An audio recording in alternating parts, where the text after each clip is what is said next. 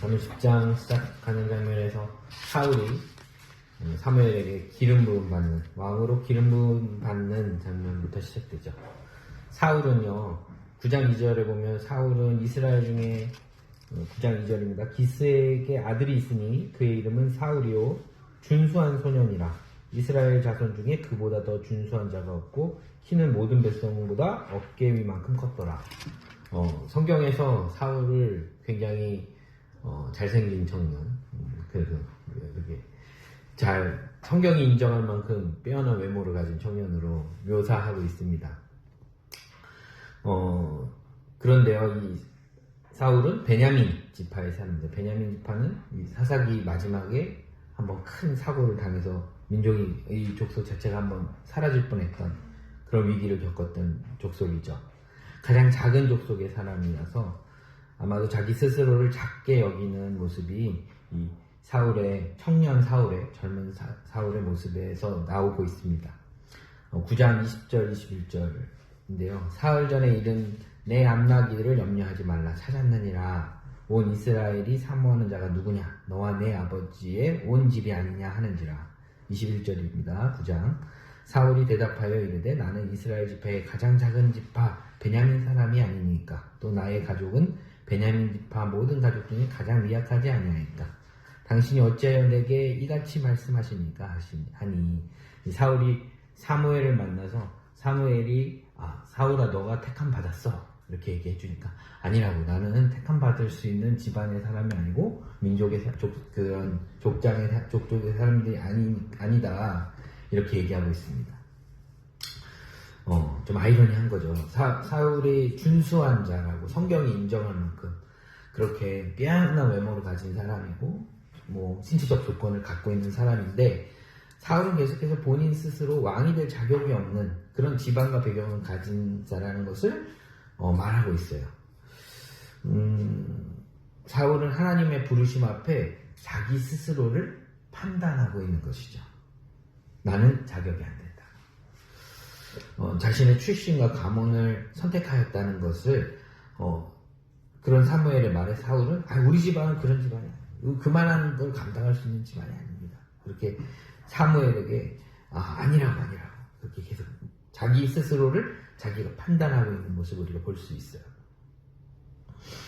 이게 언뜻 보면요, 겸손한 사람의 모습처럼 보일 수 있습니다. 하지만요, 이 겸손한 모습은요, 하나님 앞에 바른 태도가 아닌 거예요.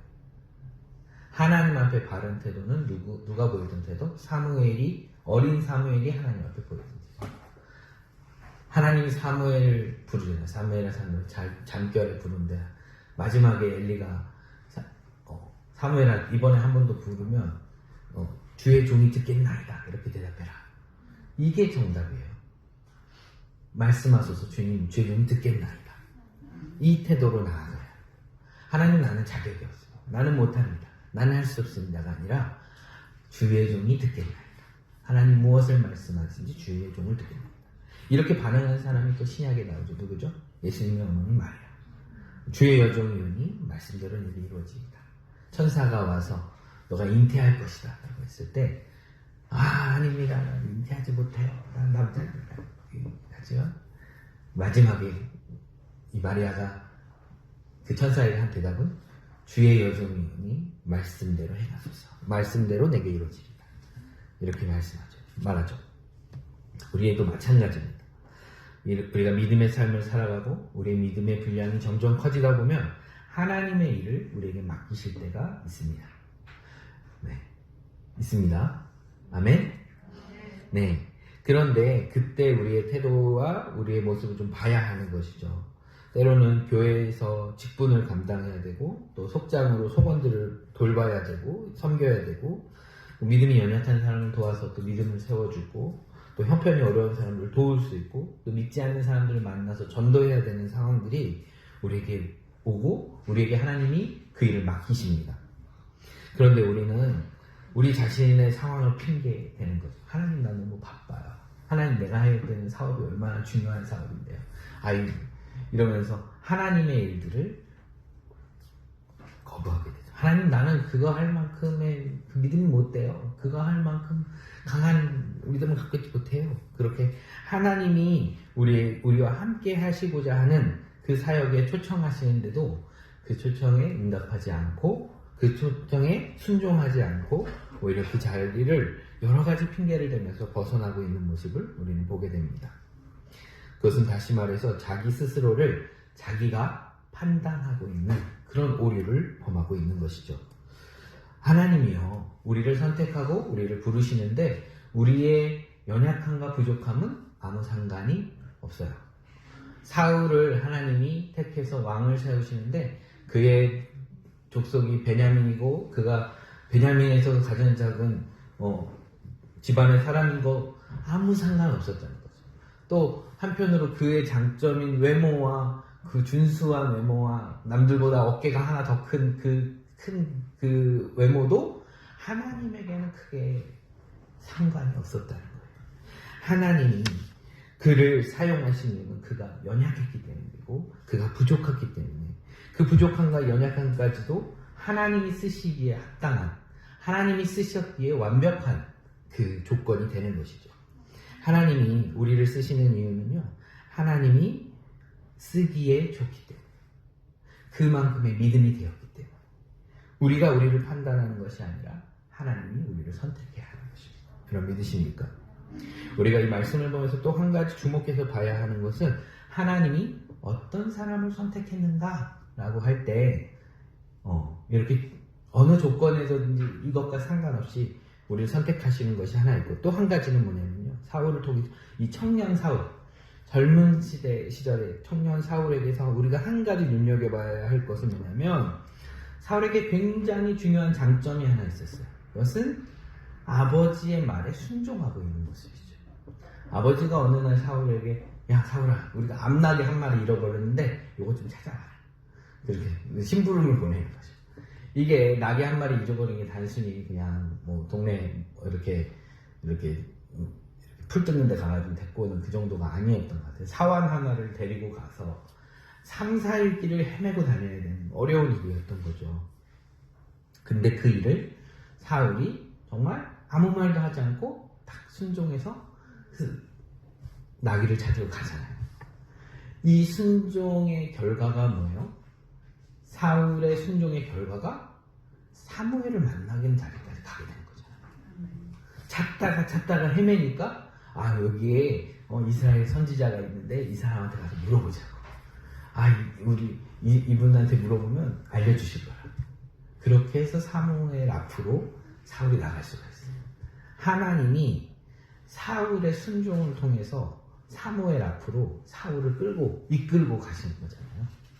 이제 이 사울이 오기 전에 사무엘에게, 야 사무엘아, 너 좀 있으면 2명이 올 건데 이 지금 잘생긴 애가 왕이 되래야. 그리고 하나님이 알려주시잖아요. 그 모습이 나옵니다. 우리가 이 사울의 청년 사울, 앞에 그 호칭을 붙여줘야 돼. 청년 사울에게 배워야 할 것은 순종이 있었다. 하나님의 순종이, 그에게는 순종이 길들여져 있었다.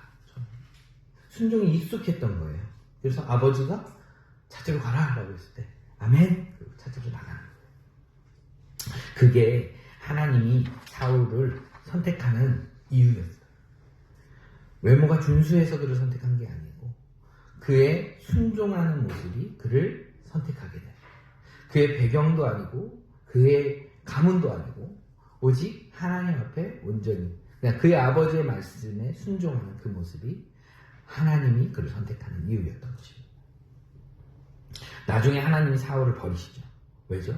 그 버리시는 이유도 사울이 교만해지고 자기가 어떻게 해보려고 하는 그 모습으로, 하나님을 의지하지 않고 불순종했던 그 모습으로 사울을 버리게 되는 것입니다.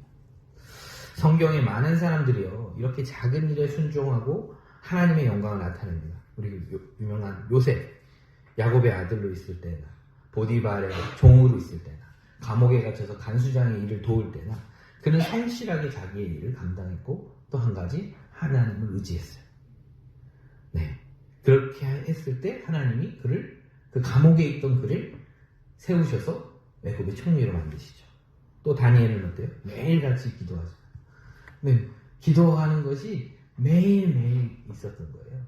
그것을 책잡고 그것으로 그를 사자굴에 던지게 하는 그 이유가 됨에도 불구하고 그것을 포기하지 않고 계속해서 매일 순종하기로 나아갔죠. 그때 어떻게 돼요? 사자굴에 던져졌을 때 사자의 입을 막으시고 하나님의 영광을 드러내서 그 땅의 그때 왕과 모든 신하들이 하나님의 살아계심을 알게 되는 영광을 드러내게 되죠. 할렐루야. 사도 바울은 어떻습니까? 사도 바울은 예수님 알기 전에 유대교의 정말 열심이었던 사람. 그래서 얼마나 열심이었는지 예수 믿는 사람들 잡아 죽이겠다. 그렇게 그냥 밤낮을 가리지 않고 뛰어다녔다. 매일매일. 그게 하나님의 뜻인 줄 알고 순종해서 살았던 거예요. 하나님이 얘 그냥 놔뒀다가는 큰일 나겠다. 그냥 놔뒀다가는 우리 그리스도인들은 아주 힘들겠다. 그래서 강하고 급하게 사울을 찾아가셔서 만나주시고 그리고 완전히 삶을 바꿔주시죠. 그 순종과 그 열심이 있었기 때문에 그렇게 변화된 사도 바울을 통해서 온 열방에 복음이 전해질 수 있는 그 역사를 하나님이 이루시는 거예요. 하나님이 사람을 선택하고 그 사람을 통해서 사역하실 때 뭘 보신다? 순종하고 있는가? 매일같이 순종하고 있는가? 이 성경에서 나왔듯이요, 우리에게 임한 하나님의 역사도 동일합니다. 여러분 믿으십니까? 하나님께서 우리를 통해서 하나님의 일을 이루시고 하나님의 역사를 이루시고자 하실 때 하나님 우리에게 원하시는 순종이요, 대단한 순종, 어마어마한 결심, 자기를 막 다 목숨을 내놓기까지 순종하는 그 자리까지 원하시는 게 아닙니다. 그 단계는 어떻게 돼야 된다? 점점 쌓여서 만들어진 결과인 거예요. 네. 믿음을 가지고 대단한 결심과 희생을 통해서 이루어지는 것이 아니라 오늘 우리가 해야 될 작은 일들 순종하고 작은 믿음의 결단과 결심들이 쌓이고 그 믿음의 결심들이 계속해서 성장하고 자라났을 때 큰 기적을 이루어내는 순종의 자리가 되는 것을 우리에게 보여주고 계십니다. 할렐루야. 아멘. 우리 옆에 분들에게 우리 순종에 익숙한 사람이 됩시다. 네, 또 한 가지, 좀 더 우리가 순종에 길들여진 사람들이 됩시다. 아멘. 그렇습니다. 우리 사무엘상 10장 17절에서 19절 말씀입니다. 사무엘이 백성을 미스바로 불러 여호와 앞에 모으고 이스라엘 자손에게 이르되 이스라엘 하나님 여호와께서 이같이 말씀하시기를 내가 이스라엘을 애굽에서 인도하여 내고 너희를 애굽의 손과 너희를 압제하는 모든 나라의 손에서 건져내었느니라 하셨거늘 너희를 모든 재난과 고통 중에서 친히 구원하여 내신 너희의 하나님을 오늘 버리고 이르기를 우리 위에 왕을 세우라 하는도다. 그런즉 이제 너희의 지파대로 1000명씩 여호와 앞에 나아오라 하고. 아멘. 사무엘이 미스바에서 왕을 세우기를 합니다. 다 모여라. 그래서 각 지파별로 1000명씩 보내라. 그곳에서 왕을 이제 선출하자. 이렇게 모읍니다. 당연히 누가 왕으로 뽑힙니까? 사울이 왕으로 뽑힙니다. 그런데 하나님이 진정 원하시는 것은 이스라엘이 하나님의 다스림 아래 있는 것이죠. 원래 이스라엘은요, 레위인은 땅을 분배받지 못하잖아요. 왜요? 각 지파에 나누어져서 살게 되어 있는 거예요. 그러니까 레위인을 중심으로 그 유대 공동체가 이루어지게끔, 레위인이 가운데 있고 그 공동체가 이루어지게끔, 그러니까 모든 재판이나 뭐 이런 분쟁들에 있어서 레위인들을 통해서 그것들을 해결되게끔 했는데 그것들이 이제는 싫다는 거죠. 그래서 왕을 세워달라고 하나님께 막 얘기하고 사무엘에게 요청하니까 어쩔 수 없이 왕을 세웠는데 주여, 이 왕을 세운 동시에 무엇을 버렸다? 하나님을 버렸다. 왕을 세우는 동시에 하나님을 버리게 되는 그 결과를 갖게 되는 거예요. 왕을 세우는 것이 악한 것이었어요. 그런데 사람들은 그것을 그냥 다른 나라들도 다 하지 않아요. 다른 사람들도 다 하지 않아요. 우리도 해야 된다. 그렇게 시대의 흐름에 따라서 왕을 세우고 받아들이고 있었던 거예요. 왕은 세웠지만 하나님을 미스바에서 이스라엘 백성들 왕을 뽑는 동시에 하나님의 다스림과 통치하심을 버리게 되는 것입니다. 10장 22절 24절입니다. 그러므로 그들이 또 여호와께 묻되 그 사람이 여기 왔나이까? 여호와께서 대답하시되 그가 진보다리들 사이에 숨었느니라 하셨더라. 그들이 달려가서 거기서 그를 데려오매 그가 백성 중에 서니 다른 사람보다 어깨이만큼 컸더라. 사무엘이 모든 백성에게 이르되 너희는 여호와께서 택하신 자를 보느냐? 모든 백성 중에 짝하이가 없느니라 하니 모든 백성이 왕의 만세를 외쳐 부르니라. 사울이 왕으로 뽑혔습니다. 그런데 사울이 지금 왕으로 뽑힌 그가 어디 있죠? 진보다리 가운데 숨어있는 거예요. 두려운 거죠. 왜죠? 사울은요 자기 자신을 보고 있는 거예요. 자기를 세워주신 하나님을 보는 게 아니라 자기 자신을 보고 있는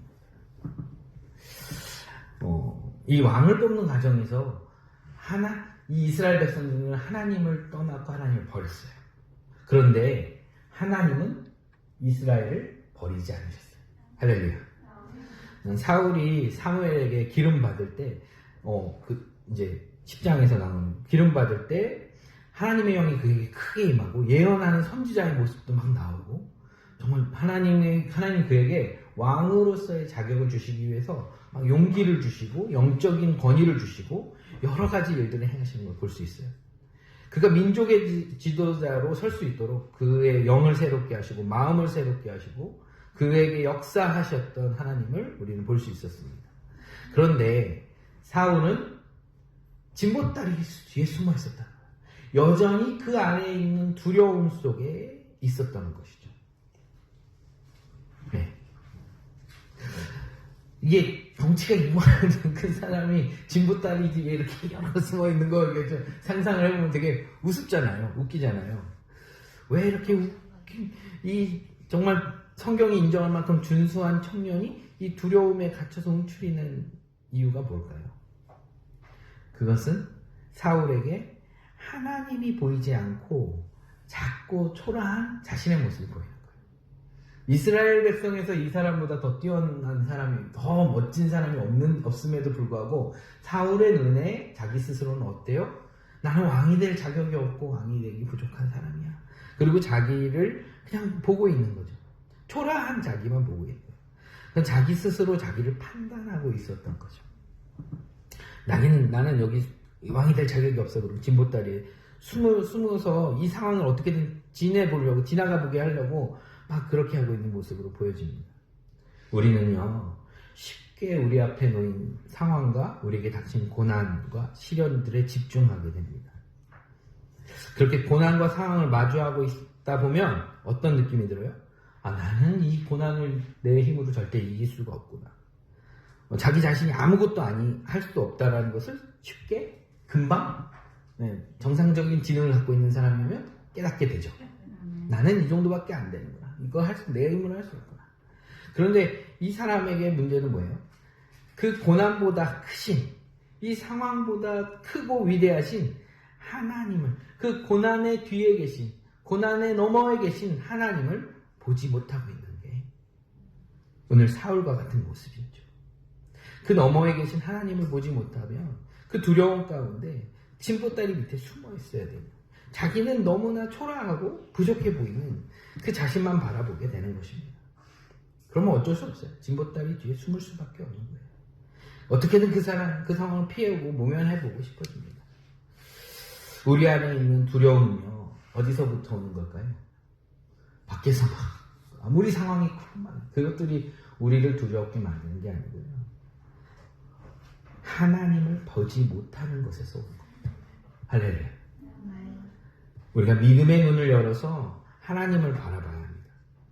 그러면 우리가 우리의 상황을 바라보는 것이 아니라 우리의 상황 앞에 작고 초라한 나를 바라보는 것이 아니라 눈을 들어 하나님을 바라보면 이 모든 상황들과 고난과 시련들을 우리가 능히 이겨내는 믿음의 사람들이 되는 줄을 믿습니다.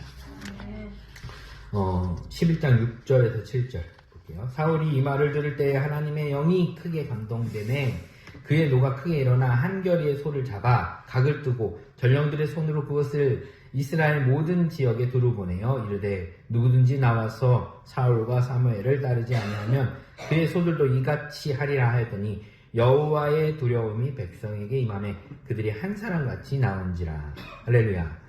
사울이 왕이 됐어요. 그리고 시간이 지나고 사울은 다시 집으로 돌아가서 이 밭 갈고 있는 거예요. 탕탕탕탕탕탕 소 2마리 이렇게 한 결이니까 2마리 이렇게 딱 쟁기매가지고 땅땅땅땅 이제 밭 갈고 있는데 어떤 사람들이 갑자기 엉엉 울기 시작하는 거예요. 이제 아몬이 쳐들어왔다. 그래? 암몬이 쳐들어와서 이러기를 저지정을 야베스 사람들 듣고 나서 사울에게 뭐가 생겼다? 하나님이 그를 6절 보세요. 하나님의 영에 크게 감동되어 그의 노가 크게 일어난다. 그를 화나게 했다. 그가 이걸 용납할 수 없다. 이걸 나는 받아들일 수가 없다. 그리고 화나게 했습니다. 하나님이 사울을 일으키시는 거예요. 그래서 사울이 그 쟁기 끌고 가는 멍에 매가지고 쟁기 끌고 있는 2마리 소를 잡아서 각을 떠서 이 사울이 다시 집으로 갈 때 사울을 따라왔던 사람들이 있거든요. 그 사람들 통해서 다 보내는 거예요. 각 지역에 보내는 거예요.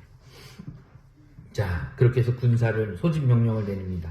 사람들이요, 이 소집 명령을 받고 어땠을까요? 그냥 몰라, 내일도 아닌데 우리 동네도 아닌데 넘어갈 수도 있는데 이때 하나님이 역사하신 거예요. 이들 안에 하나님을 경외하는 마음을 주신 거고 사울의 그 부름에 소집에 응할 수 있는 마음도 하나님이 주신 거예요. 뭐라고 나와요? 7절 마지막에 여호와의 두려움이 백성에게 임하매 그들이 한 사람같이 나온지라. 하나님이 하셨다는 거예요.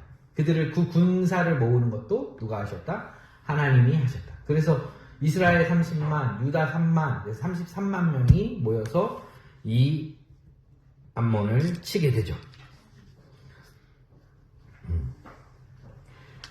그리고 새벽에 그들을 공격해서 날이 따뜻해질 때까지 싸웠더니 완전히 승리하게 됩니다. 하나님이 하셨어요. 그리고 이제 사무엘상 11장 15절 모든 백성이 길갈로 가서 거기서 여호와 앞에서 사울을 왕으로 삼고 길갈에서 여호와 앞에 화목제를 드리고 사울과 이스라엘 모든 사람이 거기서 크게 기뻐합니다. 백성들이 사울을 왕으로 세웁니다. 그리고 기뻐하고 제사 지내고 그 사목제요. 화목제는 이 사람들이 함께 먹을 수 있는 제사이기 때문에 제사를 지내고 잔치를 벌입니다. 사울 역시 그 근중성에서 막 좋아하죠. 그러나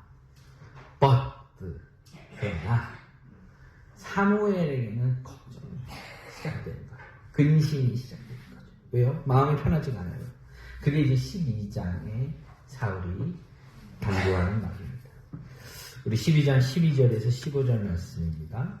너희가 암몬 자손의 왕 나하스가 너희를 치러 옴을 보고 너희의 하나님 여호와께서 너희의 왕이 되심에도 불구하고 너희가 내게 이르기를 아니라 우리를 다스릴 왕이 있어야겠다 하였도다. 이제 너희가 구한 왕 너희가 택한 왕을 보라. 여호와께서 너희 위에 왕을 세우셨느니라. 너희가 만일 여호와를 경외하여 그를 섬기며 그의 목소리를 듣고 여호와의 명령을 거역하지 아니하고 또 너희를 다스리는 왕이 너희의 하나님 여호와를 따르면 좋겠지만은 너희가 만일 여호와의 목소리를 듣지 아니하고 여호와의 명령을 거역하면 여호와의 손이 너희의 조상들을 치신 것 같이 너희를 치실 것이라. 아멘. 하나님은 이 백성들의 왕의 유무와 상관없이 백성들이 하나님을 경외하고 하나님을 섬기라고 사무엘을 통해 말씀해주고 있죠. 하나님의 목소리를 듣고 순종해라. 그리고 또 너희 백성들뿐만 아니라 너희가 세운 왕도 그렇게 해라. 하나님을 따라라. 이렇게 말하는데 이것을 사무엘을 통해서 말씀해주고 계시죠. 만약 그렇게 하지 않으면 너희를 치겠다. 이것은 너희가 왕을 세웠거나 세우지 않았거나 상관없이 전에도 그렇게 했고 오늘도 그렇게 할 거고 앞으로도 그렇게 할 거다. 하나님은 그렇게 동일하신 하나님이시라는 걸 우리에게 말씀해주고 계시고, 하나님이 이 왕을 세워서 악을 더한 이 사람들에게 특별 적용하는 것이 아니라 하나님은 언제나 동일하게 너희를 사랑하셨고 너희를 이끄셨고 그렇게 했다. 왕이 있어서 왕이 그들을 잘 통치하는 것과는 아무런 관련이 없이 하나님 오히려 왕으로 세워서 그들의 죄가 더해졌음에도 불구하고 하나님 여전히 너희를 사랑한다 라는 그 말씀을 사무엘을 통해서 보여주고 계시죠. 22절에서 25절 22절 25절 유명한 말씀 나오죠. 22절입니다. 여호와께서 너희를 자기 백성으로 삼으신 것을 기뻐하셨으므로 여호와께서는 그의 크신 이름을 위해서라도 자기 백성을 버리지 아니할 것이요. 아멘. 하나님 버리지 않는다. 하나님 너희가 왕을 세웠건 안 세웠건 너희 버리지 않는다. 너희가 너희 뜻대로 했지만 하나님은 너희를 버리지 않아. 자, 23절에 유명한 그거죠. 나는 너희를 위하여 기도하기를 쉬는 죄를 여호와 앞에서 결탄코 범하지 아니하고 선하고 의로운 길을 너희에게 가르칠 것인지. 이 사무엘이 나이가 많아서 마치 유언하듯이 이 이스라엘 백성들을 길갈에 모아놓고 그렇게 왕을 세우고 나서 이 사람들에게 정말 신신당부하고 있는 것이죠. 거기서 이제 정말 사무엘이 나는 기도를 쉬는 죄를 여호와 앞에 결단코 범하지 않겠다라고 말하는 겁니다. 이 사무엘이요 이스라엘 백성을 위해서 기도하는데 무엇을 놓고 어떤 기도였을까라는 것을 계속 묵상하고 생각해 보세요. 그때 사무엘의 상황과 이런 것들을 봤을 때 사무엘은 이 민족의 다음 세대들, 이 민족의 다음 세대, 우리의 자녀들이 하나님을 계속해서 따라가야 할 텐데 왕으로 세운 이가 계속해서 하나님을 따라가야 할 텐데 그 고민이었던 거예요. 그 걱정이었고 그래서 나는 기도를 쉬는 죄를 범치 않겠다. 계속해서 기도하는데 무엇을 위해 기도하겠다? 우리의 민족과 우리의 다음 세대를 위해서 기도하겠다 하는 것이죠. 하나님 떠나지 말아라. 다른 우상 섬기지 말아라. 다음 세대들을 위해서 기도하는 거죠. 우리가 지금은요 어느 때보다 이 기도가 필요할 때입니다. 우리 자녀들이 우리 다음 세대들이요 너무나 쉽게 세상에 세상에 빼앗기는 모습들을 보게 돼요. 우리 청소년들, 청년들 계속해서 세상과 마주해야 되는데 너무나도 쉽게 세상에 물들어버리는 우리의 아이들, 우리 다음 세대들을 보게 됩니다. 이 아이들이 마주하고 있는 세대와 세상은요 너무 악하고 약이 너무 강력해요. 그래서 하나님을 멀어지게 만들고 하나님 떠나가게 만드는 사탄이 이 아이들을 데려가려고 총력을 다하고 있는 것을 보게 돼요. 우리 다음 세대를 속수무책으로 세상에 뺏기는 상황과 마주하고 있는 것 같습니다. 우리가 깨어서 기도해야 될 때입니다. 기도를 쉬는 죄를 범하지 않겠다. 우리가 그 결단을 해야 됩니다. 누구를 위해? 우리의 자녀들, 다음 세대를 위해서. 이들이 주님 앞에 나아오도록 쉬지 않고 기도하게. 이들이 주님을 만나고 새로운 삶을 살 수 있도록 쉬지 않고 기도해요. 우리가 이 코로나라는 상황은 더욱더 우리 아이들을 뺏어가기 좋은 상황이 되어버린 거예요. 우리가 이때 기도를 쉬는 죄를 범하면 안 되는 것이죠. 오늘 이 위기 상황에서 우리의 다음 세대가 우리의 자녀들이 하나님께 돌아오게 해달라고 하나님을 붙잡고 떠나지 않게 해달라고 우리가 기도를 쉬지 않는 저와 여러분들 되기를 주님의 이름으로 축원합니다. 이제 계속해서 기도하시고 특별히 오늘은 우리 자녀들과 다음 세대를 위해서 기도하시고 이렇게 주님 앞에 머무셨으면 좋겠습니다. 축도를 이제 마치고 계속해서 기도의 자리를 나가겠습니다. 우리가 어제는 청년 사울을 만났죠. 청년 사울은 아버지께 잘 순종했던 사울이고 겁이 많아서 진보다리 뒤에 숨어있던 사울인데 오늘은 이제 중년 40살이 넘은 42살의 사울을 좀 만나려고 합니다. 그가 왕이 되고 2년이 흘렀고 이제 블레셋과의 전투가 시작됩니다. 사무엘상 13장 8절에서 9절 같이 볼게요. 13장 8절에서 9절. 사울은 사무엘이 정한 기한 이래 동안을 기다렸으나 사무엘이 길갈로 오지 아니하며 백성이 사울에게 흩어지는지라. 사울이 이르되 번제와 화목제물을 이리로 가져오라 하여 번제를 드렸더니 번제 드리기를 마치자 사무엘이 온지라. 사울이 나가 맞으며 무난하며 사무엘이 이르되 왕이 행하신 것이 무엇이냐 하니 사울이 이르되 백성은 내게 흩어지고 당신은 정한 날에 오지 아니하고 블레셋 사람은 믹마스에 모였음을 내가 보았으므로. 이스라엘 전역에서 군대가 모였고 이제 블레셋과 싸움을 앞두고 있습니다. 이제 사울이 전쟁에 나가라 출격하라 하고 이제 명령을 내려야 되는 때인데 명령이 안 내려오는 거예요. 며칠 동안 일주일이 지나도 사울이 군대에게 명령하지 않는 거죠. 근데 또 상황은 어떻습니까? 막 이 블레셋의 기세가 상당합니다. 굉장히 병사만 3만 명, 마병이 6천 명에 백성은 셀 수도 없다. 사람들이 다 겁을 먹은 거죠. 이스라엘 군인들, 이스라엘 백성들이 다 겁을 먹고 또 이 공격에 대비해서 숲과 바위에 숨어 있는데 이거 우리가 이길 수 있겠어? 막 이제 하나둘씩 도망가기 시작하는 거예요. 사울이 사무엘을 기다려요. 7일 동안 기다리는데 7일 후에 가겠다고 기한을 정해놨는데도 사울은 결국에는 이 마지막에 무너지고 마는 거죠. 7일째에 사울이 자 제물 가져와라. 번제 내가 해야겠다. 자기가 해버려요. 그런데 이 번제가 끝나자마자 하나님께 드리는 제사가 끝나자마자 사무엘이 도착합니다. 오늘 성경에서 우리가 좀 주목해서 봐야 할 것이 있어요. 이 사울의 시선이 어디에 머물러 있습니까? 사울이 지금 무엇을 주목하고 있는가?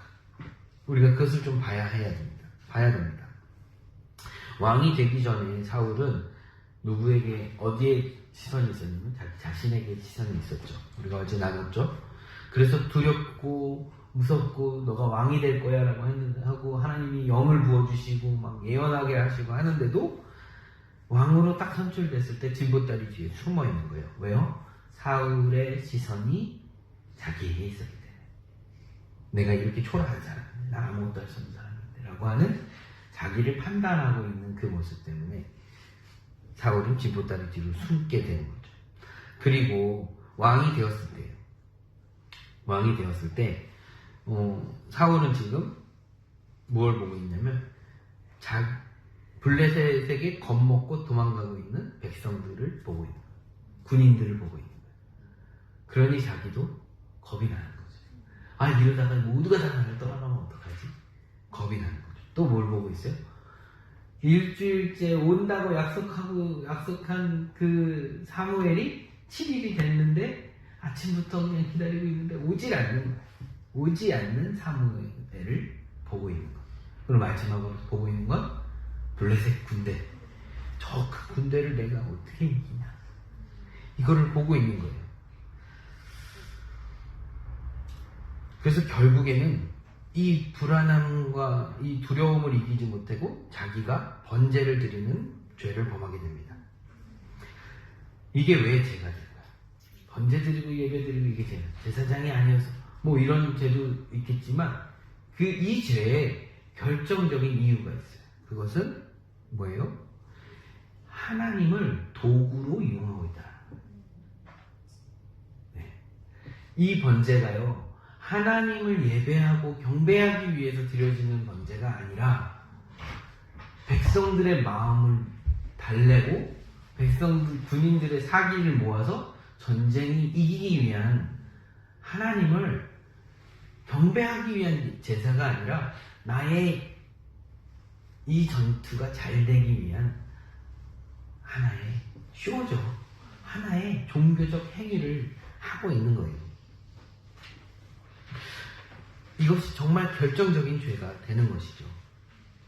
하나님을 진정으로 위하는 게 아니라 자신의 일을 위해서 하나님을 이용하고 있는 사울의 모습을 우리가 보게 됩니다.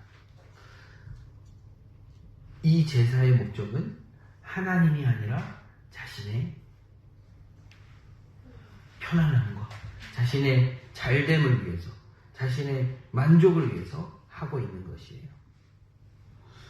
사울이 이 전쟁을 승리로 이끌어서 왕의 입지를 확고히 하고 나라를 잘 다스리는 왕이라는 사람들의 칭송을 듣고 싶었던 거예요. 하나님은 사울을 여기서부터 버리기 시작하는 거예요. 사울은 하나님을 바라보지 않고 주변 상황과 백성들을 바라보고 있었기 때문에 이 죄 가운데 들어가게 되는 것이죠. 우리 역시 사울처럼 무너질 때가 있습니다. 네, 사울이라고 특별히 나빠서 그가 특별히 우리보다 연약해서 그가 무너지는 게 아니라 우리도 사울처럼 무너질 수가 있고 어떻게 사울과 같은 상황에 처할 때가 있습니다. 그렇죠? 네, 솔직하게 그렇습니다. 사울처럼 무너질 때가 있어요. 우리 인생에 드려진 고난과 어려움 앞에서 사울처럼 우리의 상황과 환경들에 우리의 시선이 묶여있을 때가 있습니다. 우리는 그때 어떻게 돼요? 이 죄 앞에 속수무책으로 넘어지게 되죠. 사울의 가장 큰 실수는 사무엘을 대신해서 제사 드리는 게 아니라 아까도 얘기했듯이 하나님을 바라보지 못한 것, 하나님을 신뢰하지 않았다는 것이 사울의 가장 큰 실수였어요. 하나님을 바라보지 않는 것은 사실 죄가 아니에요. 하나님을 보지 못하는 건 죄가 아니에요. 못 볼 수도 있어요. 그런데 문제는 뭐예요? 우리가 하나님을 바라보지 못하면 죄에게 기회를 주는 거예요. 죄에게 우리의 마음을 허락하는 거예요. 죄에게 우리에게 틈을 보이는 겁니다. 우리가 넘어지고 무너지는 이유는 하나님을 바라보지 못하기 때문이에요. 그래서 불안하고 두려워하는 것이 우리 안에 들어오게 되는 것이죠. 우리 삶의 어려운 일들을 다 하나님께 맡기고 의지하지 않았기 때문에 찾아오는 두려움이고 걱정과 염려입니다. 우리 자녀의 문제들, 자녀의 문제들로 남편하고 아내하고 부부가 싸우잖아요. 왜 그래요? 하나님께 온전히 우리 자녀를 맡겨드리지 못하기 때문에 그래요. 우리 사업의 문제, 직장과 학교가 이런 여러 가지 문제들, 또 갈등과 관계 안에서 어려움들이 왜 생깁니까? 우리 안에 있는 염려와 두려움 때문에 생겨요. 너 이렇게 하면 이게 잘 안 될 거야. 너 이렇게 하면 일이 이렇게 되겠냐? 하면서 걱정과 염려 때문에 싸우는 거고, 아니라고 내가 옳은 거고 너가 틀린 거야 라고 말하면서 싸우게 되잖아요. 왜요? 나의 염려와 나의 걱정이 앞서기 때문에. 그걸 하나님께 맡기면 싸울 이유가 없는 거예요. 하나님이 하시겠지. 하나님께 올려드리자라고 말하면 서로 갈등될 게 없고 부딪힐 게 없는 거예요. 하나님이 하시는 거라고 믿음으로 나아가기 때문에. 네, 그래요. 하나님을 바라보면 인생에 어려운 일이 있어도 흔들리지 않습니다. 오히려 그 일로 인해서 더욱더 하나님을 의지하고 신뢰하게 되는 것이죠. 그러나 사람들은 하나님을 바라보지 못하면 어떻게 돼요? 사람들의 평가와 사람들이 주는 나에게 관심과 인기에 우리의 마음을 두게 되고, 나에게 있는 조건들, 내가 가진 능력들에 그것들을 의지하다 보면 분명히 실패하게 되어 있는 거거든요. 우리의 인생과 지금 사울의 모습이 정말 정확하게 맞아떨어지고 있다는 것을 저는 말씀을 보면서 보게 됩니다. 하나님 바라보지 못하니까 그냥 무너지는 거예요. 우리는 하나님께 시선을 고정해요. 할렐루야. 우리 옆에 분들에게 하나님만 바라봅시다. 주님만 바라봅시다. 주님께 시선 고정. 할렐루야. 오늘 우리가 좀 새겨야 될 말씀입니다. 주님께 시선 고정. 어려운 상황 속에서 주님께 시선 고정. 더욱더 분명하게 이 어려운 상황이 닥쳐왔을 때 이것이 더욱더 분명하게 드러나게 되는 거죠. 하나님을 바라봐야 한다. 사무엘상 15장 17절에서 19절. 사무엘이 이르되 왕이 스스로 작게 여길 그때에 이스라엘 지파의 머리가 되지 아니하셨나이까. 여호와께서 왕에게 기름을 부어 이스라엘 왕으로 삼으시고 또 여호와께서 왕을 길로 보내시며 이르기를 가서 죄인 아말렉의 사람을 진멸하되 다 없어지기까지 치라하셨거늘 어찌하여 왕이 여호와의 목소리를 청종하니 아니하고 탈취에만 급급하여 여호와께 악하게 여기시는 일을 행하였나이까. 사무엘이 사울을 꾸짖고 있어요. 아니 왜 이렇게 했습니까? 왜요? 어떤 상황입니까? 아말렉을 공격하라 하고 아말렉을 쳐라. 하나님이 사울에게 아말렉을 맡기셨습니다. 완전히 진멸해. 남녀노소 소 나귀 가축 남기지 말고 진멸해요. 왜 그렇게 하셨어요? 이스라엘 백성들이 애굽에서 나왔을 때 첫 번째로 이 이스라엘을 괴롭혔던 민족이 아말렉. 아말렉은 도적대거든요. 도적대네. 말 타고 다니면서 다 약탈하고 빼앗는 이 사람들이 하는 일은 그 일이에요. 아말렉은 그 사람들이에요. 근데 얘네들이 이 아말렉이 처음 아말렉이 이스라엘을 공격한 거예요. 이스라엘도 처음 적을 만난 거죠.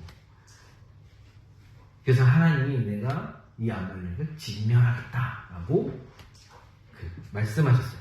그 일을 사울에게 맡기신 거예요. 사울에게 기회를 한 번 더 주신 거예요.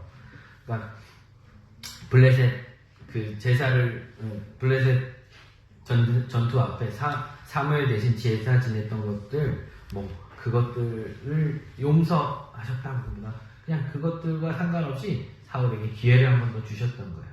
사울이 이때 정말 주님 앞에 온전히 순종했다면 또 사무엘상의 이야기 이 이스라엘 왕권은 또 달라졌을지도 모릅니다. 그런데 사울은 여기서 온전히 순종하지 않아요.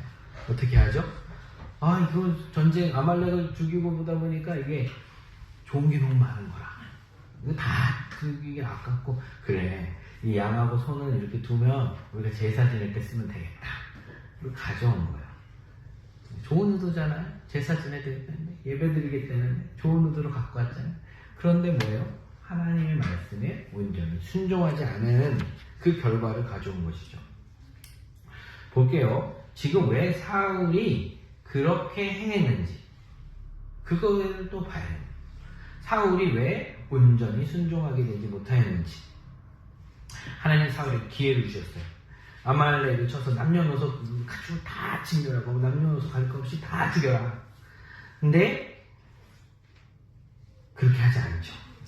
이걸 하나님이 이제 나는 사울을 버리겠다라고 사무엘에게 막 사울을 밤새도록 막 괴로워하면서 이렇게 기도한 거 하나님을 부르짖었다고 말합니다. 울면서 하나님을 부르짖고 그리고 나서 사울을 찾아가서 오늘 이 17절 19절 말씀을 이제 한 거죠. 사울은요 이때 하나님보다 누구의 말에 귀를 기울였다? 백성들의 말. 하나님의 말을 들은 게 아니라 백성들의 말을 듣는 거예요. 이게 이 발단이 어디서부터 시작되냐면 14장 요나단의 사건부터 요나단의 죄를 덮는 사건부터 나옵니다. 이 사울이 블레셋과의 전투에서 이제 잔당들을 소탕하러 가야 돼요. 내가 이 잔당들을 다 소탕하기 전까지 우리 이스라엘 군대들 아무것도 먹지 마라. 요나단이 이 명령은 잘못된 명령이라고 판단을 하잖아요. 그럼에도 하나님은 이 왕의 명령을 존중하셨고 이 왕의 명령을 지키는 것을 원하셨던 거예요. 이게 잘못된 명령이라 할지라도. 그래서 요나단이 꿀을 찍어 먹었는데 이 죄값을 요나단에게 물으신 거죠.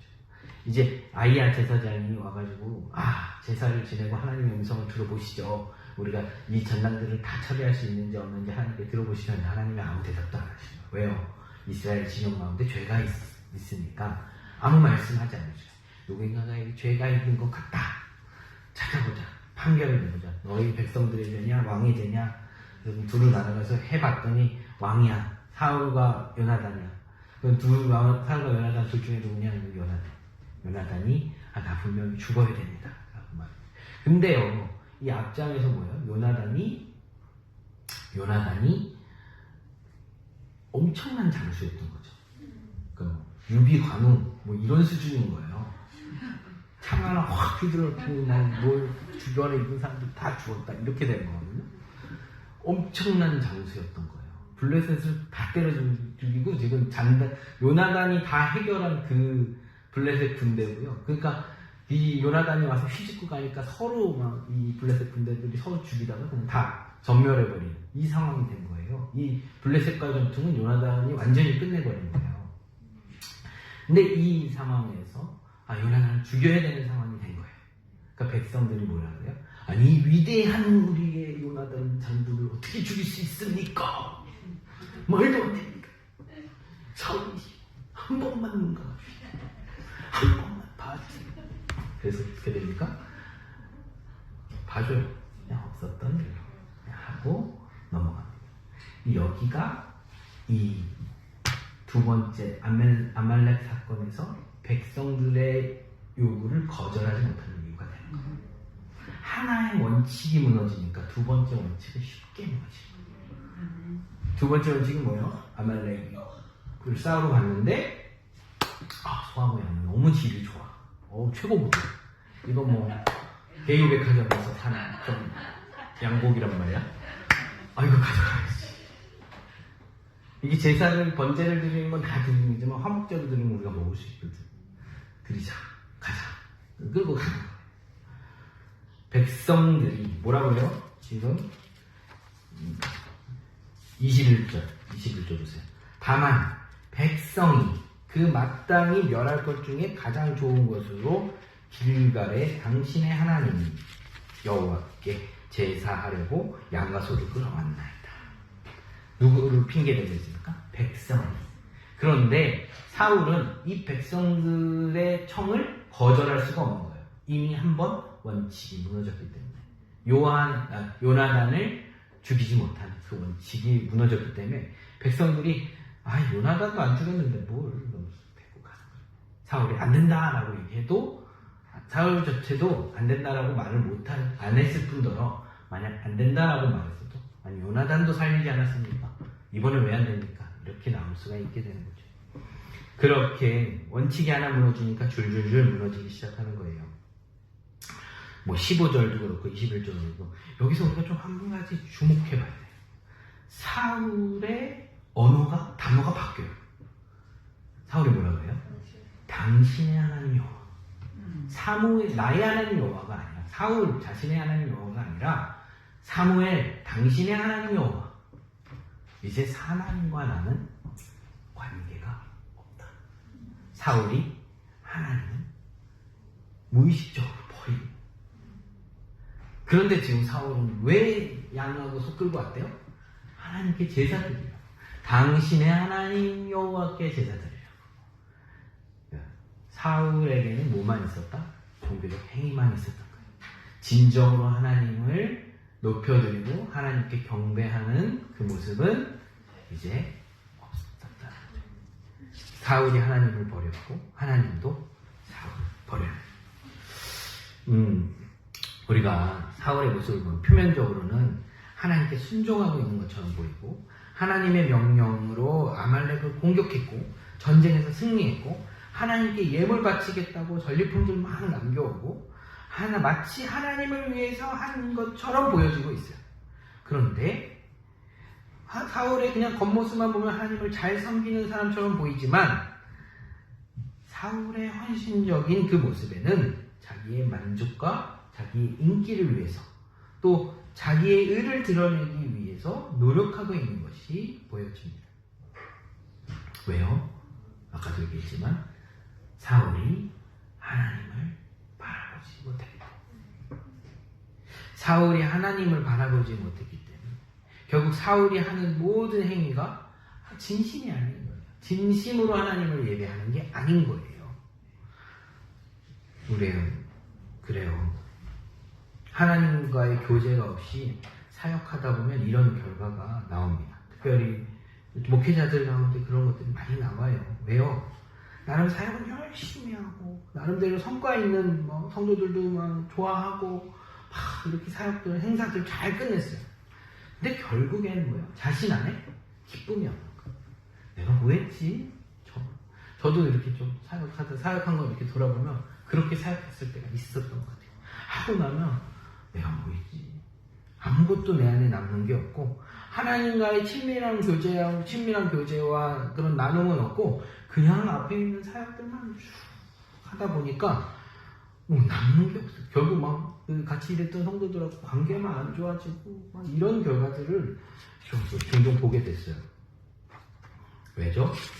사울 안에, 우리 안에 하나님이 바라보지 못했기 때문에.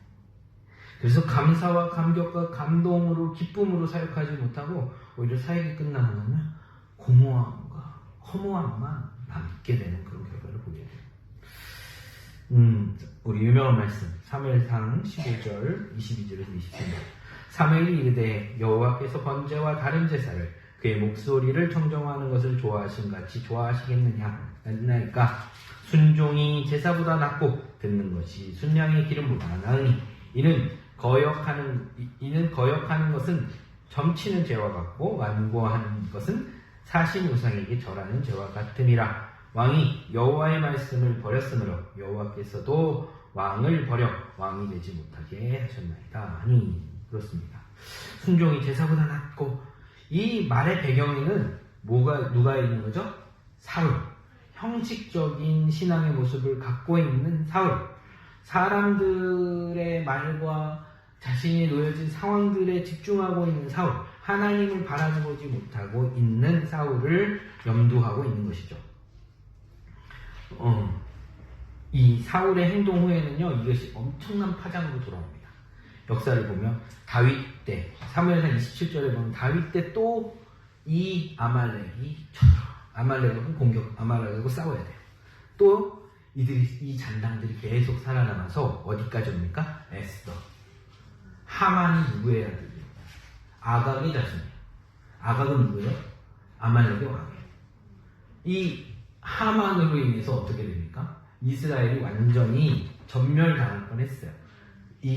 원래는 사무엘에서 끝나야 될 이 역사가 누구에서 끝납니까? 에스더에서 끝나요. 에스더 모르드게를 통해서 하나님이 결국엔 이 아말렉을 전멸시킵니다. 그래요. 끝까지 이들을 괴롭히는 이유가 이 작은 불순종에서부터 시작돼요.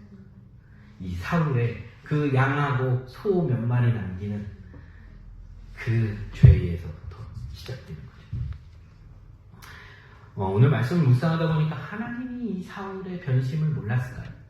하나님이 이 사울이 무너진다는 걸 몰랐을까요? 그럼에도 불구하고 왜 사울을 선택하셔서 이스라엘의 왕으로 세우셨을까? 어떻게 보면 그 다윗부터 그냥 시작하시면 되잖아요. 사울이 아니라 다윗부터 그냥 다윗, 너 이런 애가 있었네? 얘를 얘부터 그냥 너 첫 번째 왕 해. 그러면서 딱 시작할 수 있는데 그렇게 안 하신 거죠. 왜요? 하나님이 우리에게 보여주시고자 하는 게 있었기 때문에 그래요. 우리의 믿음이 언제나 다윗같이, 언제나 사무엘같이 짱짱하게 잘 나가지는 않습니다. 사울처럼 무너질 때가 있다 없다? 있다. 그 이유가 뭐냐? 하나님은 바라보지 못하기 때문에, 주님과 함께하지 못하기 때문에 무너진 거예요. 그것을 우리에게 보여주시기 위해 이 사울의 역사를 담아놓고 계신 것이죠. 사울의 모습을 통해서 우리의 모습을 좀 비춰봐야 합니다. 주님 바라보지 않으면 이렇게 무너지는구나. 사울의 모습은 이후에 점점 더 추해져요. 완전히 추악한 죄인의 모습으로 떨어집니다. 우리라도 그렇게 되지만 하는 법이 없구나. 하나님 놓치고 살아가면 이 모양 요꼴 되는구나. 주님 바라봐야지. 주님 놓치지 말아야지. 그 메시지 주시라고 우리에게 이 사울의 모습을 보여주고 계십니다. 하나님께서 우리를 왕같이 존귀한 자로 부르셨습니다. 여러분 믿으십니까? 그 왕의 권세를 누리는 자들로 이 땅을 살아가게 하십니다. 그러나 사울에게도 블레셋이 쳐들어오고 또 아말렉을 무찔러야 하듯이 우리에게도 블레셋 같은 고난과 어려움이 다가오고요. 아말렉 같은 시험과 유혹이 찾아옵니다. 그때 우리가 이것을 견뎌내고 이겨낼 수 있는 유일한 방법이 뭐예요? 하나님을 바라보고 하나님과 친밀히 함께 살아가는 것. 예, 아까도 말했지만 사울은 이후에 점점 더 추락합니다. 완전히 사람이 어떻게 이렇게 추락할 수 있을까? 그런데 그 모습이 어떻게 보면 우리의 모습이 하나님 없이 살아가는 우리의 모습이었다. 이제 하나님 주님과 함께 살아가는 우리의 모습은 달라. 이전과 달라. 하나님 그런 우리도 그렇게 추악하게 그 밑바닥까지 가있던 사울과 같은 우리도 예수 그리스도의 사랑은 우리를 건져내셨고 우리를 구원하셨다. 할렐루야. 그 믿음으로 우리가 오늘 하루 살아갔으면 좋겠습니다. 주님과 동행하고 주님과 함께 살아가는 저와 여러분들이 되기를 주님의 이름으로 축원합니다. 1절입니다. 그 후에 다윗이 여호와께 여쭈어 아뢰되 내가 유다 한 성읍으로 올라가리이까. 여호와께서 이르되 올라가라. 다윗이 아뢰되 어디로 가리이까. 이르시되 헤브론으로 갈지니라. 사울이 죽고 이제 다윗이 왕이 돼야 되는데 다윗이 지금 그 자리에서 첫 번째로 하고 있는 것은 뭘까요? 하나님께 여쭙는다. 하나님께 여쭈어 아뢰되, 또 아뢰되 어디로 가리니까 하나님께 물어보는 거죠. 다윗은요 이렇게 자신의 일을 결정하기 전에 무엇을 먼저 해요? 하나님께 물어보는 거예요. 27장, 사무엘상 27장에도 자기의 그 식구들을 다 아말렉이 잡아갔을 때 빨리 에봇을 가져오라고. 에봇을 가져와서 그것으로 하나님의 음성을 듣고 우리가 이들을 치면 잡을 수 있겠습니까? 없겠습니까? 그걸 먼저 물어보는 거죠. 하나님께 먼저 묻고 그 일을 하는 거예요. 정말 다급한 상황이고 어려운 상황임에도 불구하고 먼저 해야 될 것을 잊지 않고 있었던 거죠. 그것이 무엇이었다? 하나님께 여쭙는 거예요. 하나님, 우리가 어떻게 해야 됩니까? 내가 어떻게 해야 됩니까? 오늘 하나님께 다윗이 여쭈는 거예요. 내가 유다 성 중에 하나로 올라갈까요? 말까요? 사울이 죽었거든요. 그전에는 사울이 죽기 전에는 자기가 어느 성에 가거나 어느 마을에 가면 사울이 쫓아와서 그 마을을 다 진짜 쑥대밭으로 만들어 놓고 그렇게 곤란하게 만드는데 이제 사울이 없으니까 이제 유대성으로 가도 되는 상황이 된 거예요. 상황은 가도 되는데 한 번 더 확인하는 거예요. 내가 가야 됩니까? 유다 성 중에 하나로 가야 됩니까? 라고 했을 때 하나님 말씀은 가라, 올라가라. 다윗이 그럼 또 물어봐요. 그럼 어디로 갈까요? 그렇게 해서 허락받은 곳이 어디예요? 헤브론이에요. 오늘 이 말씀을 준비하면서 저에게 좀 굉장히 지금 크게 다가왔던 건 다윗이 사울이 죽기 전까지 광야를 헤매고 다녔다는 거예요. 이 과정에서 하나님은 다윗을 연단시키고 훈련시키셨던 거죠. 그래서 다윗의 시편 중에 여러 가지 정말 은혜로운 시가 이때에 지어진 거예요. 자신의 목숨이 위협받고 이 광야를 헤매고 다니고 정말 죽음의 위협 앞에 있을 때 하나님을 찬양하고 하나님을 바라보는 시들이 막 쏟아져 나온 거예요. 하나님께서는 이 연단의 시간을 통해서 다윗이 하나님만 의지하도록 하나님과 함께 살아가는 것을 배우게 하셨어요. 그런데 반면에 우리가 비교해야 될 대상이 누구죠? 사울에게는 이 광야의 기간이 없는 거예요. 사울은 그냥 사무엘이 기름 부어서 왕이 돼버린 거예요. 전쟁 한번 어떻게 잘 막아냈더니 이제 우리 왕으로 해서 왕이 된 거예요. 이 광야의 기간이 없었던 거예요. 하나님만 전적으로 의지하는 그 훈련의 시간이 없었던 거죠.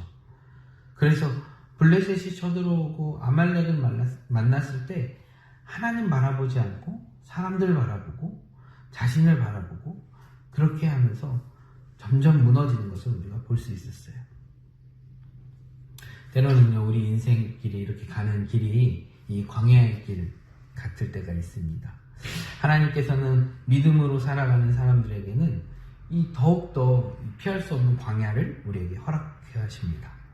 왜 그럴까요? 이 광야를 지나는 동안 하나님만 의지하고 하나님만 바라보고 하나님을 신뢰하는 연습을 시키시기 때문에 그렇습니다. 다윗은 이 광야의 삶을 지나는 동안 여러 가지 어려움들을 겪었지만 그 어려움 가운데 누굴 바라봐요? 하나님을 바라보는 법을 광야를 통해서 배운 거예요. 그가 이 광야의 기간 동안 왕으로서 정치를 잘하고 다른 나라 외교를 잘하기 위해서 공부하고 학위를 따고 막 이렇게 견문을 넓히기 위해서 뭔가를 한 게 아니라 광야에서 쫓겨다니고 도망다니고 목숨의 위험 앞에 막 하나님 앞에 울부짖는 그 연습을 했던 거죠. 이렇게 하나님이 다윗을 광야에서 다루시면서 더욱더 하나님을 알게 되고 하나님을 신뢰하게 되는 것입니다. 이전에 다윗이 하나님 앞에 영광을 들고 골리앗 쓰러뜨리고, 그 전에 뭐 목동으로 있을 때 사자의 입을 찢어서 막 양을 막 꺼내오던 이제 그런 어린아이 수준의 믿음이 아니에요. 고난을 거쳐낸 믿음은 큰 일을 이루는 위대한 믿음이 되는 것이죠. 그래서 이전과는 완전히 다른 믿음을 가진 사람이 됐고, 그 믿음으로 이제 왕의 자리에 오르게 되는 이 과정들을 오늘 보게 됩니다. 하나님께서 다윗이 어디로 가야 할지 물을 때 헤브론을 허락해 주셨어요. 이 헤브론은 어떤 땅이죠? 갈렙이 차지한 땅이죠. 그래서 유다 민족의 자부심과 자긍심의 상징이에요. 그래서 헤브론을 중심으로 유다 민족이 모여 있었던 거죠. 이 갈렙도 유다 지파고 또 다윗도 유다 지파예요. 유다 지파의 사람을 왕으로 세운 겁니다. 다윗에게 이 유다 지파를 허락하신 것이죠. 2장 4절에서 7절이에요. 유다 사람들이 와서 거기서 다윗에게 기름을 부어 유다 족속의 왕으로 삼았더라. 어떤 사람이 다윗에게 말하여 이르되 사울을 장사한 사람은 길르앗 야베스 사람이니이다 하매 다윗이 길르앗 야베스 사람들에게 전령을 보내 그들에게 이르되 너희가 너희 주 사울에게 2,000원 은혜를 베풀어 그를 장사하였으니 여호와께서 복을 받을지어다. 너희가 이 일을 하였으니 이제 여호와께서 은혜와 진리로 너희에게 베푸시기를 원하고 나도 이 선한 일을 너희에게 갚으리니 이제 너희는 손을 강하게 하고 담대히 할지어다. 너희 주 사울이 죽었고 또 유다 족속이 내게 기름을 부어 그들의 왕으로 삼았음이니라 하니라. 다윗에게 이제 사람들이 찾아옵니다. 다윗이 헤브론에 올라갈 때 왕으로 해서 점령군으로 올라간 게 아니라 자기 식손들, 자기 따라던 그 군인들, 자기 부하들을 들어가서 그냥 살게 해요. 내가 이제부터 여기 왕이야! 이렇게 해서 군주로 들어간 게 아니고요. 그냥 한 명의 그냥 정착한 사람들로 그냥 헤브론에 정착한 사람들처럼 들어가서 그냥 살아요. 근데 사람들이 이제 다윗이 우리 헤브론에 왔어. 유다 사람들이 이제 막 모이기 시작하는 거죠. 그래서 그러면 다윗을 우리의 왕으로 세우자. 사람들에 의해서 왕으로 세워지는 거예요. 자기가 왕이 되겠다고 그 자리에 선 게 아니고요. 사람들이 이 왕으로 세우고 그에게 기름을 부어서 왕으로 인정해 주는 겁니다. 그렇습니다. 이 다윗이 왕이 되고 나서 그 다음에 제가 우리가 읽었던 게 뭐죠? 베냐민 족속 길르앗 야베스 사람들, 이 사람들을 축복하는 거예요. 왜요? 이유가 뭐죠? 사울의 장사를 지내줬기 때문에 그들을 축복하고 그들을 이제 너희가 힘을 내라, 너희에게 권세를 주겠다라고 얘기해줘요. 왜요? 이게 세상적인 눈으로, 세상의 방법으로는 자기의 원수에게 선하게 대해주고 원수를 선대해줬기 때문에 세상의 방법에선 이들을 응징해야 되고 이들을 버려야 되는데, 다윗은 세상의 관점으로 나라를 다스린 게 아니에요. 다윗은 하나님의 눈으로, 하나님의 관점으로 이 나라를 바라보고 나라를 다스렸던 거예요. 그래서 하나님의 기름 부으심 받은 사울 왕을 장래해 줬기 때문에 하나님의 일을 했다라고 인정해주고 길르앗 야베스 사람들을 축복해주고 있는 것이죠. 계속해서 나와요. 이런 다윗의 태도는 정말 우리가 이 모습을 다윗을 통해서 배워야 합니다. 왕이 된 다윗이 원했던 건 무엇이었을까요? 그것은 하나님의 영광이 드러나는 것이었어요. 자신의 복수가 아니라, 자신의 원한 갚는 것이 아니라 하나님의 영광이 드러나는 게 먼저였죠. 자신이 당한 억울하고 고통의 시간들을 보상받는 게 다윗에게는 중요한 일이 아니었던 거예요. 다윗이 더 중요하게 여겼던 건 뭐죠? 하나님의 뜻이 이루어지고 하나님의 영광이 드러나는 것. 오로지 하나님께만 관심이 있었던 거예요. 그래서 그는 자신의 감정에 흔들리지 않고 사람들의 말에 흔들리지 않았던 거예요. 누구를 바라봤기 때문에? 하나님을 바라보고 있었기 때문에. 우리가 이런 다윗의 모습으로 오늘 이 땅을 살아가기를 주님의 이름으로 축원합니다. 주님 만나면 모든 게 새롭게 됩니다. 우리가 아까 찬양했던 것처럼 산천도 초목도 새 것이 되고 또 죄인도 원수도 친구로 변해요. 할렐루야. 주님과 함께 살아가면, 주님 만나면 이렇게 되는 거예요. 주님이 내 안에 실제가 되고 내 안에 살아계심이 느껴지면 그렇게 살아가는 거죠. 이전에는 내가 어땠는지 모릅니다. 뭐 어떻게 살았는지 모릅니다. 그런데 주님 만나고 나면 산천도 초목도 새 것 되고, 네? 그건 뭐예요? 다시 말하면 천국 된다. 천국, 하나님 나라 되고 죄인도 원수도 친구로 변합니다. 천국에는 죄인도 원수도 없는 거예요. 하나님 나라에는 죄인도 원수도 없는 거예요. 다 하나님 안에서 한 가족, 한 친구 되는 거죠. 그래요. 이렇게 하나님, 예수 그리스도 내 안에 모시고 살면 내 안에 천국이 이루어지고. 할렐루야.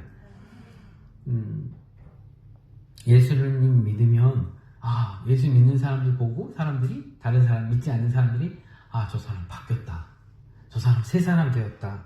라고 느끼게 만들어야 되는 게 정말 예수님 만난 사람들의 모습인 거죠. 주변의 사람들이 우리를 통해서 예수님을 인정하게 만드는 삶을 살아야 합니다. 다윗이 길르앗 야베스 사람들을 축복하는 모습이 우리의 모습이 돼요. 죄인도 친구로, 원수도 친구로 변하는 것. 하나님을 만나고 하나님을 아는, 진정으로 아는 다윗의 삶은 그랬습니다. 그 다음에 2장 8절 9절 말씀 보세요. 사울의 군사령관 넬의 아들 아브넬이 이미 사울의 아들 이스보셋을 데리고 마하나임으로 건너가 길르앗 아술과 이스라엘과 에브라임과 베냐민과 온 이스라엘의 왕으로 삼았더라. 이제 아브넬이라는 사람이 등장합니다. 이 사람이 이제 이스보셋이라는 그 사울의 아들을 데리고 가서 이스라엘 쪽을 이제 다 통합해서 왕으로 세우죠. 이 아브넬은 군대 장관이었는데 실권자였던 거예요. 아브넬이 그렇게 이 이스라엘 지파를 모으고 이제 이스보셋을 왕으로 세워요. 그렇게 해서 자기가 권력의 중심에 있고 싶었던 거죠. 그래서 결국에 어떤 일이 일어납니까? 그건 조금 이따 얘기하고. 그렇게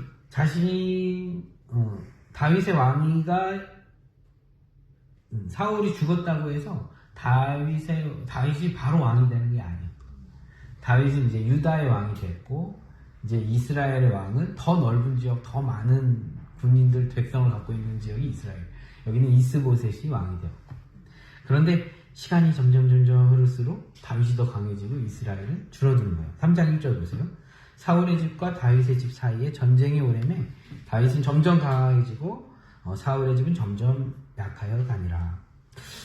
사울의 집이 기울게 되는 가장 결정적인 사건이 한번 발생합니다. 뭘까요? 그것은 아까 잠깐 얘기하려고 했던 사울의 군사령관이었던 아브넬이 사울의 첩이었던 리스바와 간통합니다. 통간하죠. 이스보셋이 이것을 이제 아브넬에게 따져요. 아니 어떻게 우리 아버지의 첩과 그렇게 할 수 있냐. 이게 아브넬의 심기를 건드립니다. 아브넬이 왕 위에 있었던 거예요. 다시 말하면 뭐가요? 질서가 무너졌던 거죠. 아브넬이 충성스럽게 이스보셋을 잘 섬겼으면 아마도 이 양국의 대립의 기간이 더 길었을지 모릅니다. 그런데 이 사울의 정권, 사울의 왕권이 사울 왕조의 왕권이 완전히 무너지는 사건이 이것이에요. 아브넬이 사울의 첩과 간통하는 사건. 그러면서 아브넬이 이제 내가 다 퍼다가 다윗에게 돌려주겠다. 너가 누구 때문에 지금 이런 호사를 누리고 살았는데 내가 다 갖다 줄 거야. 그렇게 된 거예요. 그래서 진짜 말 그대로 전령을 보내서 다윗에게 이제 항복할 거니까 어떻게 해야 되냐? 그러면은 미가 데리고 와라. 그리고 그 사이에 또 아브넬이 왜 장로들 만나서 우리가 다 다윗에게 가자. 그렇게 돼서 이제 다윗에게 찾아갑니다. 여기서 문제가 뭐냐면 이 아브넬이 질서를 무너뜨리고 있는 거예요. 어디든지요. 사람 모이는 데가 질서가 무너지면 그 공동체는 무너져요. 우리 가정도, 직장도, 또 심지어 교회도 질서가 무너지잖아요. 그러면 네, 어쩔 수 없어요. 무너지게 되어 있는 거예요. 특별히 우리의 내면, 우리 목사님 주일 설교처럼 내면 세계에도 우리의 왕으로 계셔야 되는 예수님이 왕으로 계시지 않고 예수님 위에 내가 있으면 어떻게 돼요? 근데 우리 내면 세계는 그냥 무너지는 거예요. 질서가 무너지는 거예요.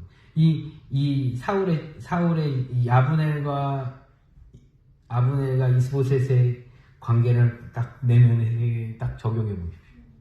내 왕 위에 아브넬 무너지게 되어 있는 거죠. 어디든지요. 내가 왕 되고 내가 주님 위에 있으면 무너지게 되는 거예요. 그런데 그 반대로 생각해 보세요. 어디서든지 예수님 왕이 되고 예수님과 함께 그곳에 살고 예수님 밑에 내가 있으면 그곳은 어디다? 천국이 되는 거예요. 예수님께서 왕으로 계신 곳이 어디예요? 하나님 나라 천국은 예수님이 왕인 거예요. 그곳이 내 마음속에 이루어져요. 할렐루야.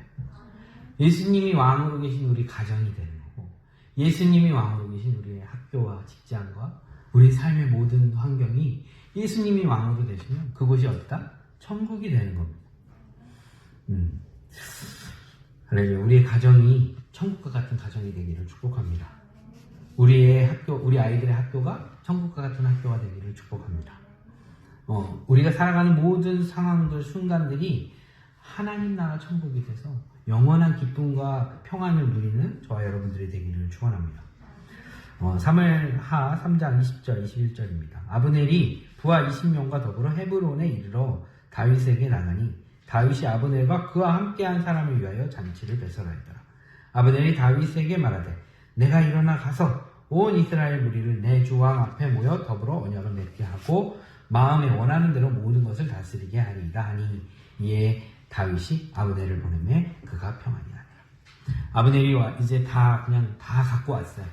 이제 다윗이 온 이스라엘 브엘세바에부터 단까지 다 통치하는 왕이 되었습니다. 이 아브넬은 굉장히 똑똑한 사람이었어요. 그래서 이스보셋을 세워서 한번 권력을 잡아보려고 했지만 그 권력이 무너지고 이제 무너지니까 요거 더 이상 붙잡고 있으면 손해다. 빨리 이렇게 갈아타자. 그래서 다윗에게 간 거예요. 다윗 입장에서는 굉장히 중요한 시점이었죠. 왜냐하면 무모하고 소모적인 싸움이 끝난 거기 때문에. 이스라엘하고 싸우면서 자신의 신복들 19을 입고 특별히 아사헬을 잃죠. 이 요압 삼형제는요 베들레헴 출신이에요. 그러니까 어려서부터 동무였다는 얘기예요. 그러니까 아주 어릴 때부터 진짜 코 흘리기 때부터 같이 양치면서 막 서로 누가 더 물맷돌 잘 달리냐 막 이런 거 시합하고 막 이렇게 놀던 친구들이었던 거죠. 그런 사람들 중에 한 명을 잃은 거예요. 그러니까 계속해서 이 싸움들은 다윗에게 도움이 될 게 없고 다윗에게는 계속 마이너스가 됩니다. 근데 이 아브넬이 미스바의 불륜과 또 망해가는 기울어가는 이스보셋의 정권을 보면서 배신하기로 마음을 먹죠.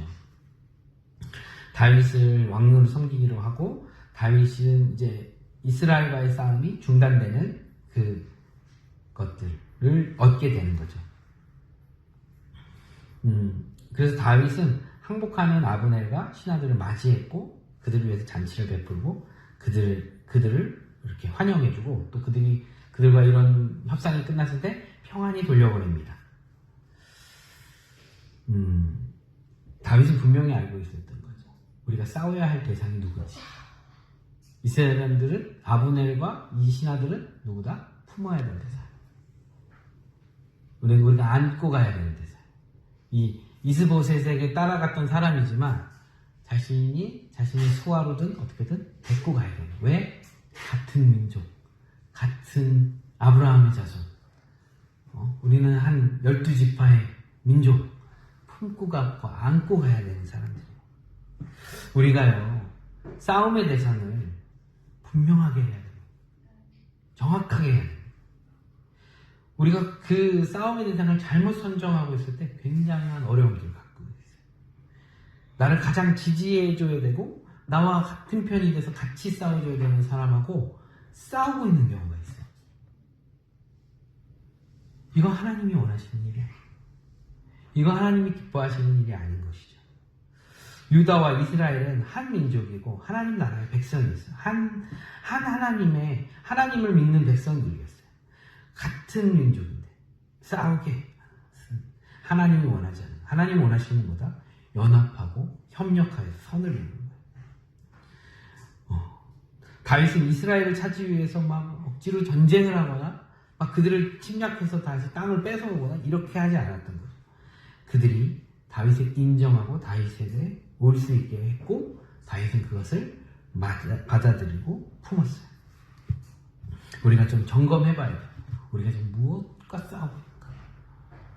혹시 나를 가장 지지해주고 나를 가장 격려해주고 나를 세워줘야 되는 사람하고 싸우고 있는 건 아닐까? 우리가 항상 깨어서 점검해야 됩니다. 마음을 함께 해야 돼요. 사무엘하 3장 30절입니다. 요압과 그의 동생 아비새가 아브넬을 죽인 것은 그가 기브온 전쟁에서 자기 동생 아사엘을 죽일 까닭이었더라. 이 요압이 이제 큰 전쟁에서 이제 전리품 다 갖고 오고 막 이제 공을 세우고 왔어요. 돌아왔더니 어떤 다른 신하가 보고하는 겁니다. 아브넬이 왔다 갔습니다. 왕이 그냥 편하게 보내주던데요. 요압이 이제 화가 확 나는 겁니다. 그래서 다윗에게 따지러 가죠. 이게 뭐야? 아브넬을 어떻게 그냥 돌려보냈습니까? 내 동생 아사엘을 죽인 그 원수를 어떻게 그냥 돌려보냈습니까? 다윗은 이래서 크게 특별히 뭐라고 말을 하질 않아요. 근데 아브넬은 여기서 자신의 독단적인 행동을 하죠. 그죠? 요압은 독단적인 행동을 합니다. 요압은요, 자신의 감정에 의해서 행동하고 있는 게 보여져요. 그래서 아브넬을 이렇게 살짝 아브넬이 다시 헤브론에 왔을 때 우리 좀 독대할 게 있다. 내가 너한테 좀 특별히 말할 게 있어. 그러면서 성문 뒤로 데리고 가서 죽이게 됩니다. 이것을 다윗이 듣고 요압을 저주하게 되죠. 아브넬은 장사해주게 되고 아브넬을 죽인 요압을 강하게 저주하는 장면이 나옵니다. 이 다윗에게 요압은요, 마치 장미의 가시 같은 존재 아니었을까? 어떻게 좀 오래전부터 친구였으니까 내치지도 못해. 노래 보내지도 못해. 근데 결국에 솔로몬에게 유언할 때 요압 조심해라. 그렇게 할 정도로 계속 자기 옆에 있으면서 자기를 도와주기도 하지만 자기를 괴롭히기도 해요. 언제도 또 괴롭혀요? 압살롬하고 이제 화해시킬 수 있는데 그 중재자 역할로 요압이 큰 역할을 해요. 그런데 나중에 요압이 압살롬을 죽이잖아요. 딱 그때도 다윗이 요압을 막 미워했지만 어떻게 하지 못하는 거예요. 왜요? 요압은 싸워야 될 대상이 아니고 품어야 될 대상. 다윗이 지금 요압을 품고 있는 거예요. 근데 한편으로 또 다윗이 요압을 또 이용할 때도 있어요. 언제? 우리야 죽일 때. 밧세바를 얻고 우리야 죽일 때, 이 우리야를 요압한테 보내잖아요. 그러니까 요압은 장미의 가시 같은 그런 존재로 계속 가는 거예요. 다윗의 신복 중에서 가장 힘이 있고 유력한 사람도 있었습니다. 그런데 이 요압의 문제는 뭐예요? 자신의 감정이 앞선 사람이에요. 감정이 앞설 때요, 다른 사람들을 아프게 해요. 오늘 감정이 앞서서 자기의 멋대로 자기 뜻대로 하는 이 요압은 다윗을 아프게 하고 다윗의 치명적인 다윗의 위협을 줍니다. 사실 이 아브넬을 잘 품었으면 쉽게 이 나라를 통제할 수 있는데 아브넬을 죽였어요. 반란자를 이렇게 처벌하는구나 라고 하는 생각 때문에 더 많은 사람이 다윗을 따를 수 있었는데 그것이 막혀버린 거죠. 그래서 다윗이 아브넬을 장사를 지내는 걸 신경 써서 하는 거예요. 사람들이 아브넬을 다윗이 죽이지 않았구나 라고 하는 걸 알게 되기 때문에 그렇죠. 마찬가지입니다. 우리의 내면도요, 이렇게 내 감정으로 해서 내 마음대로 할 때가 있어요. 그렇다고 해서 그것이 비난받거나 욕먹는 짓은 아니에요. 너 그 정도 당했으면 그 정도 화를 내도 돼. 그 정도로 억울한 일 당했으면 너 그 정도 화내도 돼. 그렇게 정당방위가 될 수 있는 거예요. 그런데 그것의 주인이 누구다? 그 상황에서 주인은 나예요. 그렇게 화를 내고 분노를 내고 얘기하고 있는 그때의 주인은, 내 내면의 주인은 하나님이 아니고 나예요. 아까도 얘기했죠. 주인의 자리가 바뀌면 내면이 무너지는 거예요. 아브넬을 통해서 하나님 그것을 우리에게 보여주고 있는 거예요. 자신의 의가 앞서서 오히려 죽은의 마음, 다윗의 마음을 괴롭게 하고, 또 우리는 하나님의 마음을 괴롭게 하고 있는 거예요. 우리의 마음 자체를 괴롭게 하고 또 하나님의 마음을 괴롭게 만드는 거죠. 우리가 신앙생활 하면서요, 이런 경우도 많이 겪어요. 저도 전도사로 사역하고, 어린 나이부터 전도사, 20살 이때부터 전도사 했잖아요. 뭘 알겠어요, 20살짜리가. 저를 20살짜리, 우리 한이 보세요. 야, 철부지예요. 근데 얘가 전도사가 된 거야. 그래서 앞에서 설교해야 되고 막 못 모르고 막 쏘는 말 막 그랬죠. 너 왜 그렇게 했냐? 그렇게 했겠죠. 왜요? 몰랐으니까. 그래서 좀 나이가 들어서 전도사를 좀 오래 했잖아요. 나이가 들니까 이제 저보다 어린 전도사가 날 쏘더라고. 팍 공격받고 마음이 막 무너지고 그랬었던 게 저나 그 친구나 뭐예요? 감정에 의해서 사역했던 거예요. 내 의와 내 자랑과 마치 다른 사람 눈에는 주님께 충성된 사람처럼 보이지만 결국 그 본래의 의도는, 그 중심에 누가 있었다? 내가 있었다. 남을 아프게 하면서 사역하는 건 하나님이 원하시는 사역이 아니더라고요. 하나님은 생명을 주고 싶어하고 새 생명으로 살아나게 싶어 하시는 게 하나님의 의도예요. 남을 아프게 하면서 사역할 이유가 없는 겁니다. 그것은 하나님이 원하는 사랑의 방법이 아니에요. 정말 사랑하면요, 누가 아프다? 내가 아파요. 사랑하는 사람이 아픈 거예요. 하나님이 우리를 사랑하셨기 때문에 누가 아파요? 예수님이 아프잖아요. 할렐루야. 그 사람을 아프게 하면 그 사람이 나를 사랑한 거예요. 내가 사랑하면 내가 아픈 거예요. 우리 많이 아파합시다. 할렐루야. 오늘 우리에게 그것을 가르쳐주고 계세요. 더 많이 아파하라고. 그래서 십자가를 우리에게 보여주신 거고, 그 십자가의 사랑으로 사랑하라고 우리에게 알려주신 겁니다.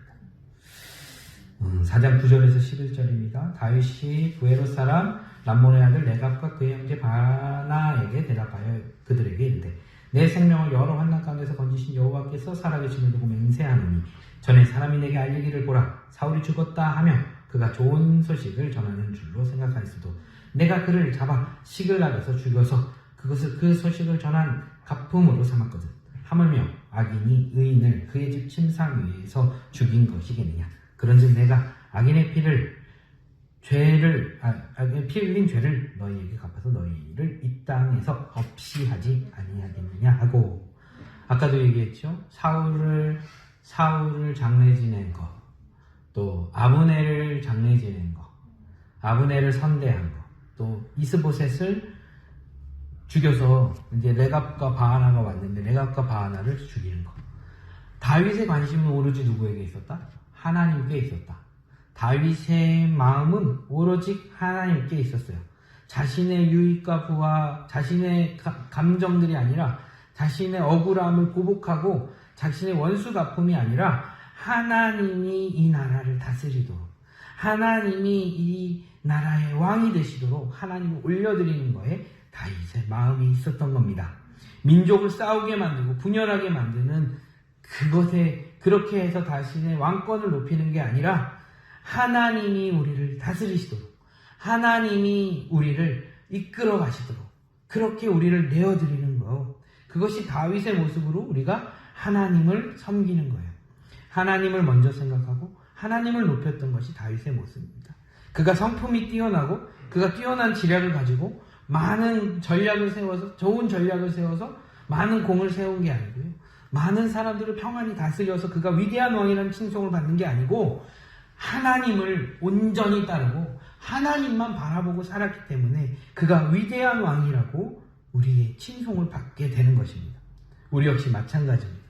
우리가 서 있는 곳에서, 우리가 살아가는 삶의 모습 가운데서, 가정에서나 학교에서나 직장에서나 어디서나 하나님만 바라보고 살아가면 우리가 놀라운 하나님의 사람이라고 인정받게 되고, 그것이 우리를, 하나님을 높여주는 그런 역사를 이루는 줄로 저는 믿습니다. 우리가 하나님만 바라보는 사람이 되기를 주님의 이름으로 축원합니다.